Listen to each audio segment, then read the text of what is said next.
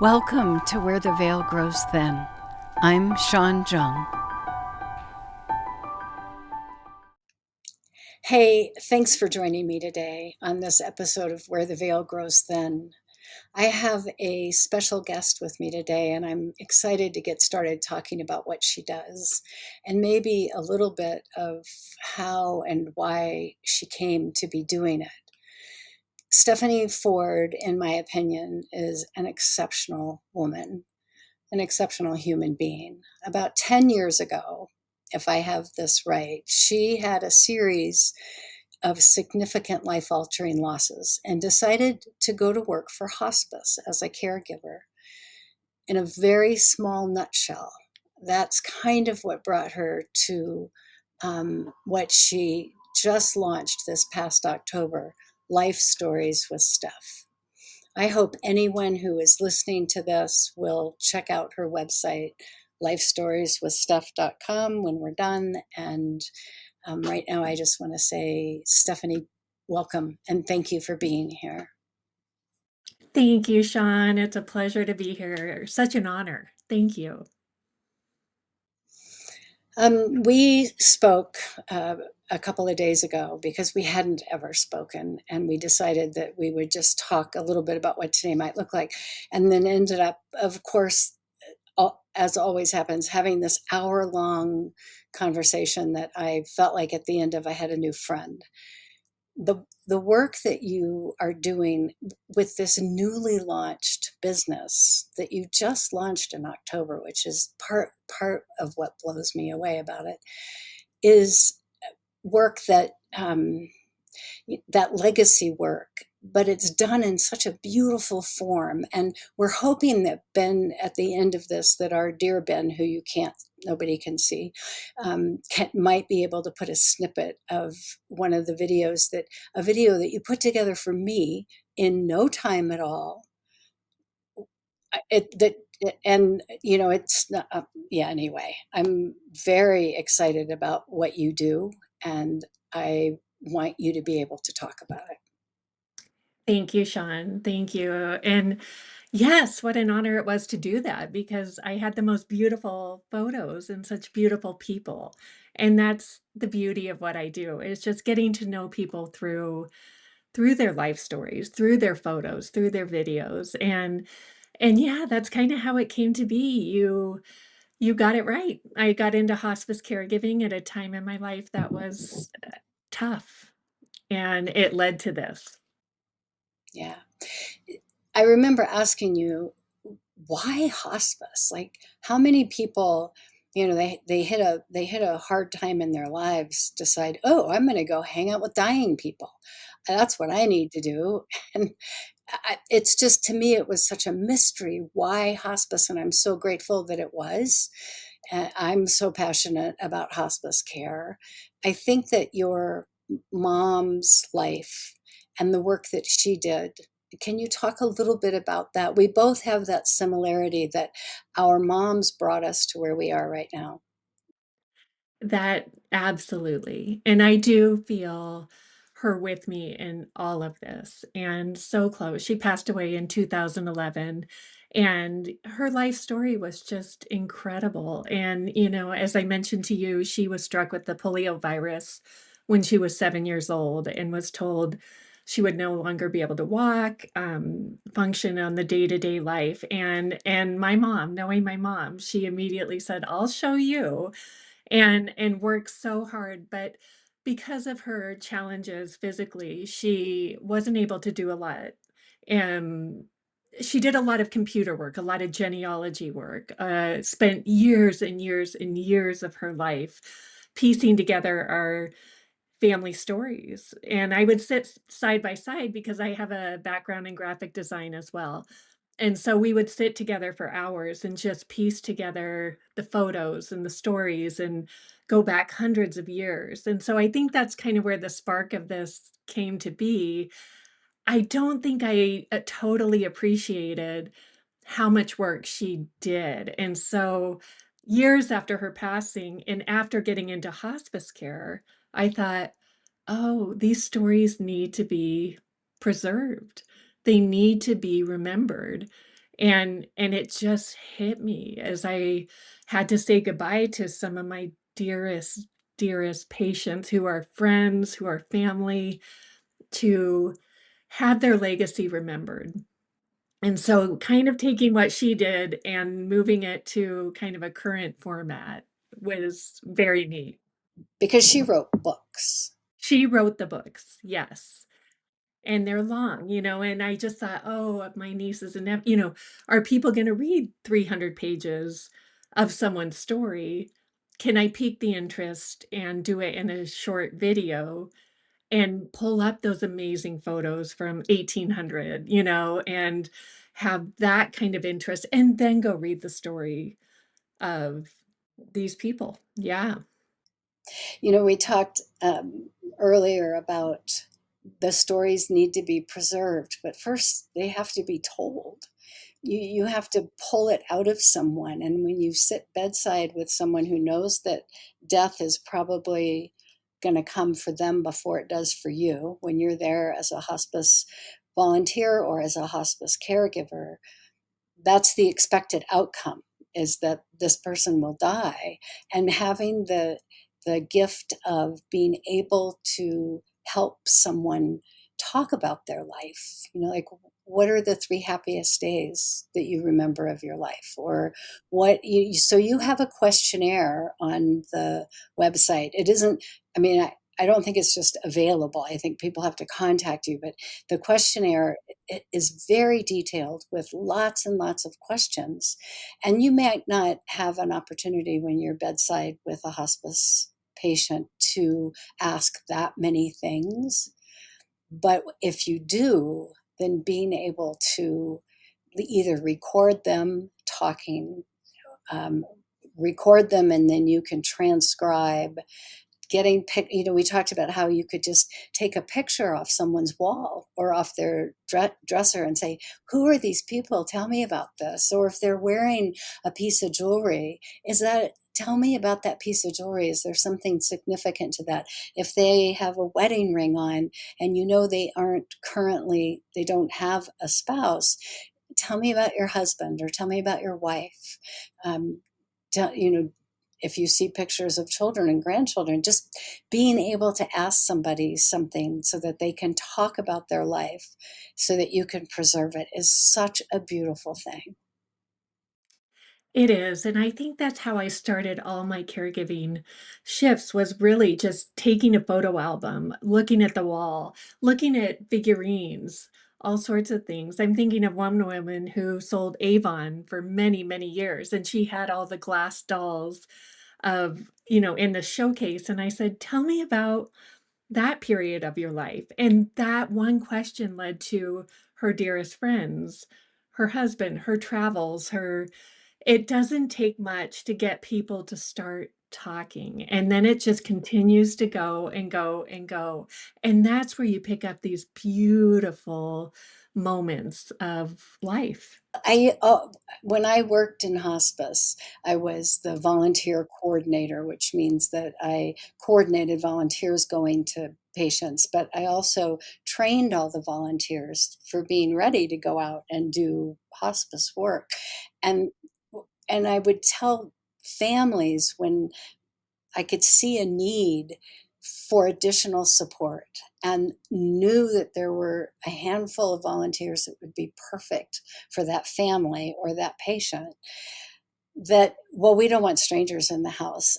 They're only a stranger for the first 5 minutes. They're only a stranger the first time you open the door and they introduce themselves. When they leave, they're not a stranger anymore if they know what to do when they get in there. And did you find that in your work with hospice, that you felt like you were part of the family by the time you left after your first visit? Absolutely, and I feel like those families are still such a huge part of my heart. You can't help it. You can't help it, and I hear you when you said, walking in, you're kind of the person they don't want to see because you're representative of, "Oh, this is end of life. Oh, this is my caregiver whom I just met." And you're right, it's a very sensitive time, and I think you have to be so careful walking into these situations and have that warmth, have that, just love. And I think that's always been easy for me to be able to walk in and just appreciate the person, appreciate where we are and to sit with them. And I think that's something that I've just learned over the years of how much that one-on-one conversation helps both people. I feel so gifted in this work because of my patients. I sit here with all the work I've done because of them, truly. Like, it makes me teary to think about, but it's because of their stories. It's because they gifted me this wisdom over the many years of just, here's what I see in life. This is what I learned. This is what maybe I would have done different, and maybe not, because I learned my hardest lessons or my best lessons through the hardest times. And I think just being gifted that over and over by different people, different circumstances was is why I'm sitting here today. Yeah. Well, it's we have approached this time in our lives very similarly. Mine through writing the stories, the stories, all those stories that are on my website are not my stories. They're the stories of my experience of someone else's story, and being able to tell their stories because I learned so much about living through hanging around with people who were dying and being with the people being left behind, learning about grief and learning about how to be present with that much suffering and sorrow, and know that there's a richness in there that has to be shared and preserved and not swept under the rug because it makes people cry. I love that you get weepy when you talk about it, because I can still sometimes, when I read those stories, if they make me cry again after I've already written it and I read it again and I cry, I know it's powerful medicine for somebody. And you do it through this artistic form of video capturing. It's just incredible. So I'm really, really, really hoping anybody who's only listening to this and is not watching the video, go to um, lifestorieswithsteph.com and check out what you've done. When I found out that you just launched this in October, that's like 5 minutes ago, there are so many examples of your work on there. So many. There's so many to choose from. You are so kind.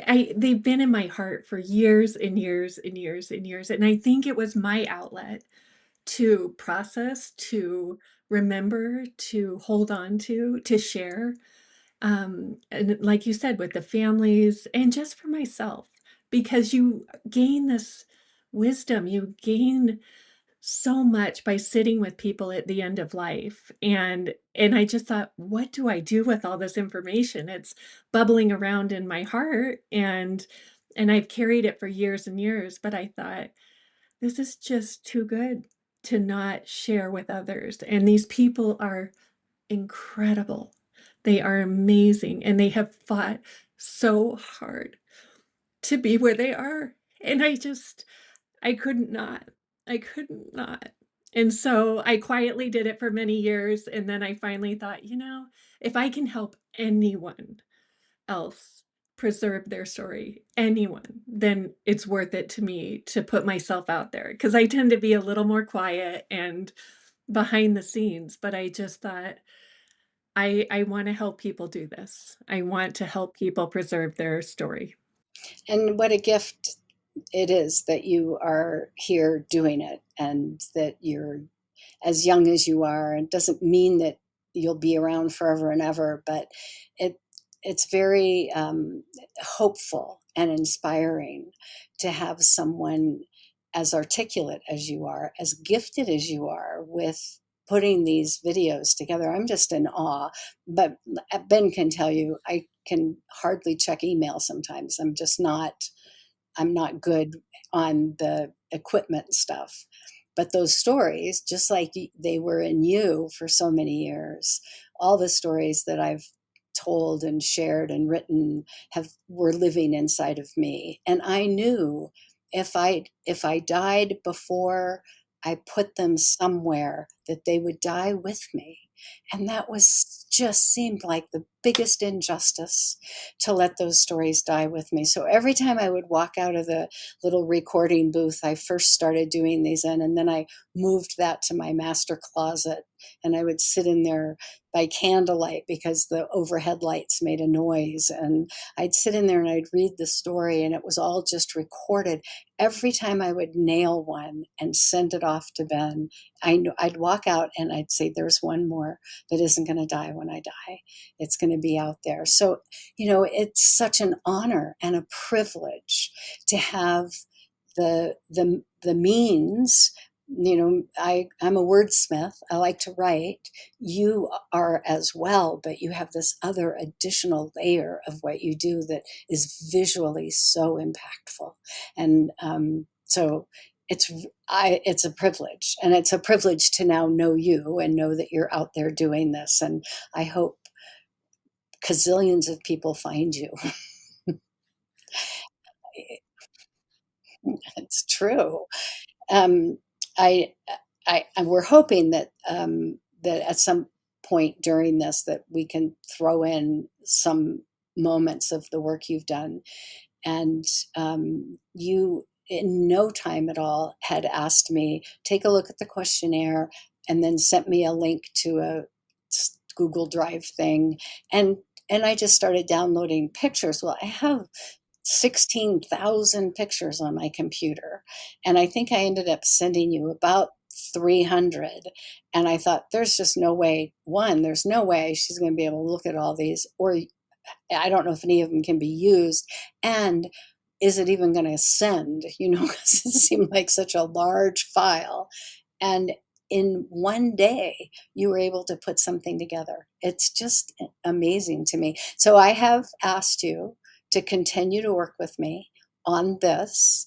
And I have asked you to keep it a secret, but that it will be, I hope, my gift at my memorial tribute to the people that have loved me and that I love, who are still alive when I die. It's something I have carried in my heart for many, many years, that I want to do my own memorial service, but I always thought I would videotape myself talking to whoever's there. This is going to be so much better than someone watching me talk. Well, and what an honor, Sean. I have looked through all your photos. I love this work. I love it. And my brain just starts going of how can we piece this together?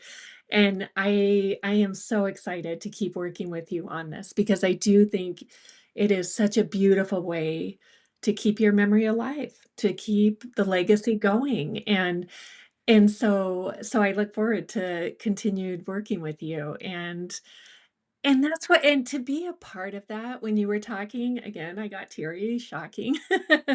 But just to be a part of that moment, like, my name would be on some I would be a little part of that moment of your beautiful family and your friends, and I've always thought that the videos I work on, I just think, if this is a way I could put good out into the world, then I want to be a part of this work.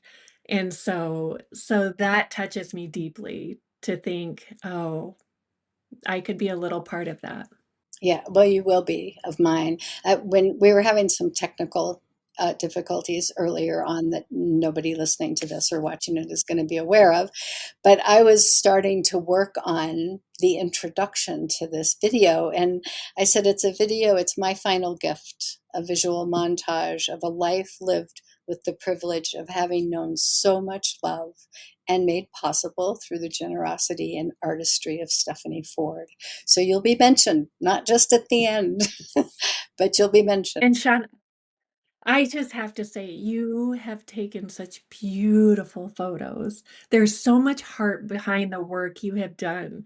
I look at this and I'm just like, "Oh, it's not just a photograph of mountains or a sunset or" It is beautiful. I was so moved by your photography and just your circle of people. I think what a beautiful, beautiful life. Yes, I have had a beautiful, beautiful life. Yeah. I'm and I'm happy and honored to now be sharing it with you. Likewise, No. like, Yeah. So, for those of you who don't know, which is everybody listening because we haven't talked about it, Stephanie found me somehow by some fluke, stumbled upon Where the Veil Grows Thin, and sent me an email. And that doesn't happen very often. It's not like every day I get emails from people saying, "Hey, I want to do a podcast, or I want to do an episode on your podcast." And I sent it to Ben immediately, and then answered you, and then took a look at your website, and it was like, oh God, I can't get back to her fast enough. I oh, definitely want her, because what we do is so similar, and what we are comfortable talking about is rare. And to be people will talk about it, but to be able to talk about it with such clarity and such comfort and so much emotion is unusual. And so I am just so grateful that you were willing to come. Well, I know I mentioned this to you when we talked a couple of days ago, that we like to keep these short, but I really would like to flush out another episode at some point where we can visually show our audience what we're talking about. So people who didn't listen and didn't go to the website and didn't look at the videos can actually see what we're talking about, what you make look so easy and can do for other people. And I hope that you can, you know, get your leak fixed with money that you make doing this, and you know, put your kids through college if they're not done with college, and everything that you want to do. I hope you can make it happen through doing this work. I know that you have moved a little away from your hospice work now because you've got this website up and running, and people are finding it, and it is time consuming. And so there's only so many ways, so many hours in a day, and so many ways you can slice a pie until there just isn't anything left. So please be mindful of your heart and of the gift that you are, on the planet right now doing this work. And when you find time to sit with someone who could be dying before you do, and who's willing to talk to you, continue to do that as well. I think it's such important work. So even though I've retired completely, I did join the board of the hospice that I used to work for. And as a result of that, am considered a volunteer and have actually been asked to sit with a family because they asked for me, which is so beautiful for somebody to say, "Oh, I saw the article in the paper. Do you think she'd be willing to come visit my mom?" Yeah, because I don't get asked to do that very much. And when you're not in the trenches doing the work, you start to lose touch with the profound intimacy that comes from being invited in at such a poignantly intimate time in someone's life. So continue to do that whenever you can. And good, good. I am not a timekeeper. But I think we're probably getting close to about 30 minutes. And I is there anything else that you would like to say? Anything you'd like to ask me? Anything you'd like to say to the audience before we wrap up this episode? And please promise me that you'll come back for a follow-up episode. oh, I you are stuck with me, Sean. We are in this together. No, thank you. And I just truly believe in the power of stories. I believe in carrying people forward. I think that is eternal life, is when we can continue to speak of their names and to remember them. And so my hope is that no matter how people choose to do this, to preserve their story, that they will do it, that they will sit with a loved one and ask the questions. And I know it's not always easy. I know there are family dynamics. I know it can feel uncomfortable and hard. I have seen that in my work. And yet, there is so much beauty when you can ask just a simple question and then see where it goes and just listen. That would be my little bit of advice, is just sit back and listen and let them lead the way of the conversation. And it really does turn into the most beautiful moments of conversation. And so that's what I just want for everyone, is no, even if you just write it on a note card, if you write it in a notebook, if you take a photo and just label it and say, this is, 1989 when we went to Yosemite. That's history.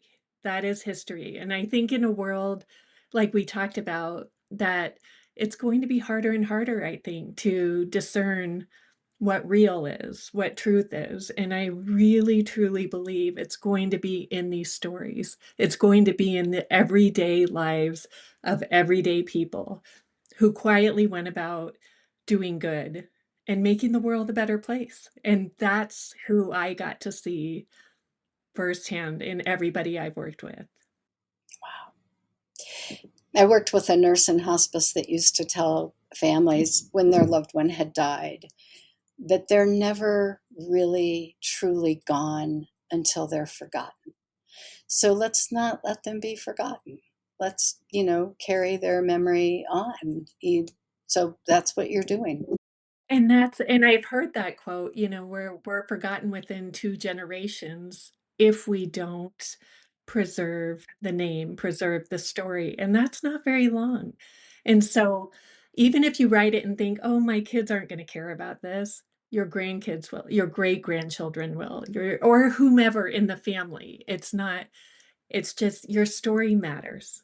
And that's what my biggest passion is your story matters. Even if it feels like, oh, I just go to Costco, I just do this, I do this. It matters. It matters. And someday it's going to mean a lot to someone.